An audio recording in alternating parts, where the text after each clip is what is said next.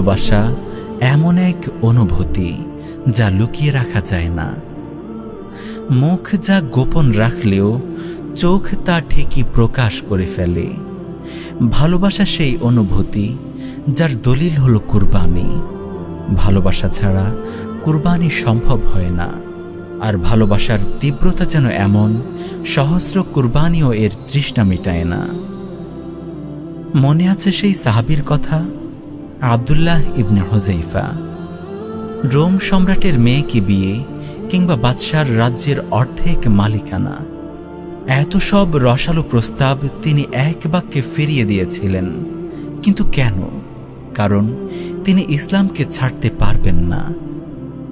তার চোখের সামনেই উত্তপ্ত তেলে তার সাথীকে ঝলসানো হলো, তবুও তিনি এতটুকু পিছপা হলেন না। আর যখন তাকেই সে ভয়ানক উত্তপ্ত তেলের পাত্রে নিক্ষেপের জন্য নিয়ে যাওয়া হচ্ছিল, তখন তার চোখে অশ্রু জমল। কিন্তু এই অশ্রু ভয়ের ছিল না, এটি ছিল রবের প্রতি তার ভালোবাসার দলিল।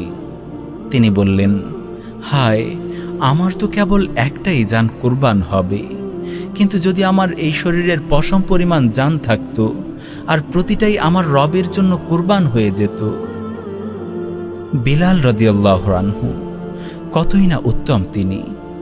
রাসূলুল্লাহ সাল্লাল্লাহু আলাইহি ওয়াসাল্লাম তাকে ভালোবেসেছেন, আর তিনিও রাসূলকে ভালোবেসেছেন। যাকে রাসূলুল্লাহ সাল্লাল্লাহু আলাইহি ওয়াসাল্লাম বলতেন, হে বিলাল, নামাজের আহ্বান করো, এর দ্বারা আমাদের অন্তরকে প্রশান্তিতে পরিপূর্ণ করে দাও। সেই ভালোবাসা এত গভীর ছিল যে রাসূলের ওফাতের পর তার সেই হৃদয় নিংড়ানো আজান শুনতে পারেনি আর কেউ। একদিন সবার অনুরোধে যখন তিনি সেই সুরেলা কণ্ঠে আজান দিলেন, আশহাদু আন্না মুহাম্মাদার রাসূলুল্লাহ, তখন যেন পুরো মদিনা একযোগে কেঁদে উঠল।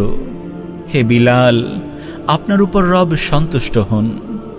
সেই অভিশপ্ত জালিম মুশরিকদের কথা আমরা ভুলিনি, যারা আপনাকে অমানবিক নির্যাতন করেছিল, শুধু এ কারণেই যে আপনি সাক্ষ্য দিতেন আল্লাহ ছাড়া কোনো ইলাহ নেই।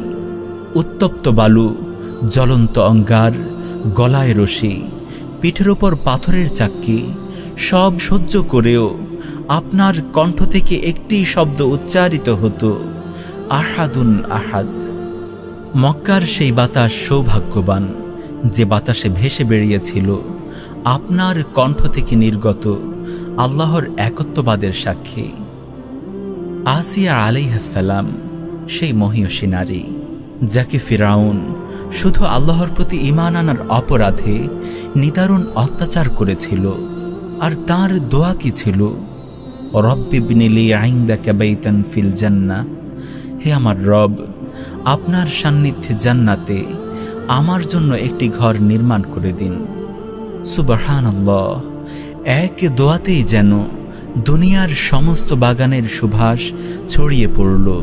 সেই দোয়া যেন রবের প্রতি ভালোবাসার দলিল হিসেবে ইতিহাসের পাতায় লিখিত হয়ে গেল। আর শহীদরা, যাদের রক্তের প্রথম ফোঁটা মাটিতে পড়ার আগেই তাদের গুনাহ ক্ষমা করে দেওয়া হয়, জান্নাতের সবুজ পাখি হয়েও যাদের অন্তর তৃপ্ত হয় না, কারণ তারা আবারও ফিরতে চায় সেই ময়দানে, আবারও কুরবান হতে চায় রবের জন্য। একবার নয়, দুইবার নয়, বারবার।